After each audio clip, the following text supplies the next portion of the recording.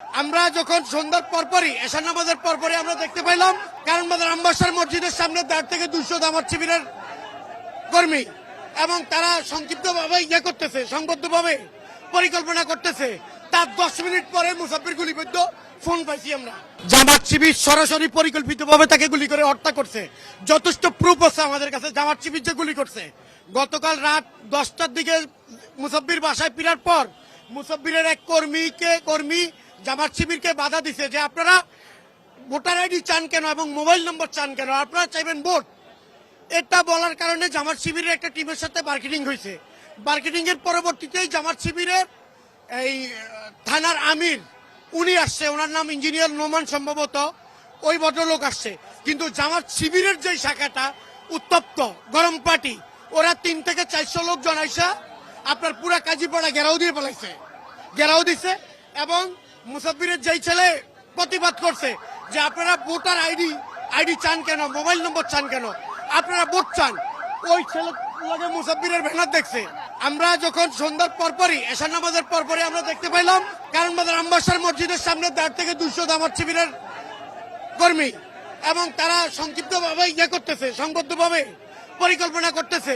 তার 10 মিনিট পরে মুসাফির গুলিবিদ্ধ ফোন পাইছি আমরা।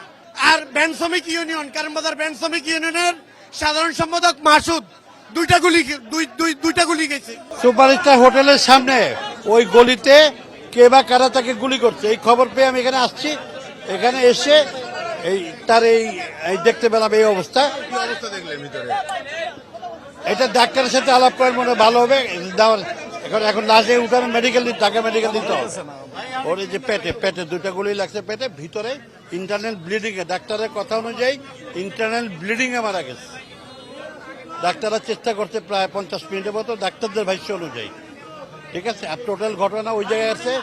আমি এখানে ফোন পেয়ে আমার বাসা যেতে, এখানে সাবেক কমিশনার আমি এলাকার, ও আমার খুব কাছের ছোট ভাই, একসাথে আমরা দল করি। এইটুকুই জানছি, বাকিটা তদন্তের মাধ্যমে বুঝতে হবে যে কারা করছে।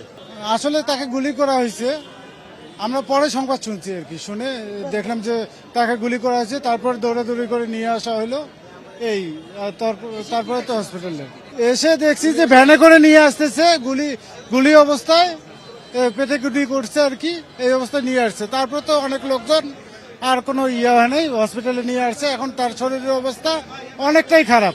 মুসাফির ভাই মসজিদে নামাজ পড়ছে, নামাজ পড়ে বাইরে স্টারে গেছে, একটা মিটিং ছিল, এই মিটিং করে নামছে, নামার পরে এই গুলি করছে। এই মুহূর্তে একজন আমাদের মুসাফির ভাই গুলি গেছে, আর একজন কারণ বাজার ব্যাংক শ্রমিক ইউনিয়নের সাধারণ সম্পাদক গুলি গেছে। এর জ্ঞান ছিল, ভাইয়ের জ্ঞান ছিল না।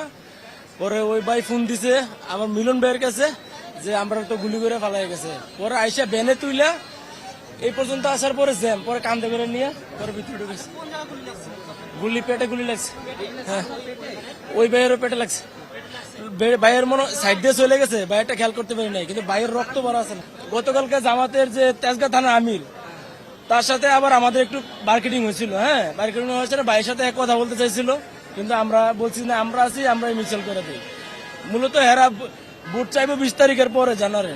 হেরা আইসে আমাদেরকে মোবাইল নাম্বার সহ চাইতেছে, এবং কি কিছু বাড়িতে বলছে আপনার মোবাইল নাম্বার কোন সাহসে চান, ভোট চাইতে পারেন, মোবাইল নাম্বার চান কেন? ওই সেম কথাটাই আমরা বলছি।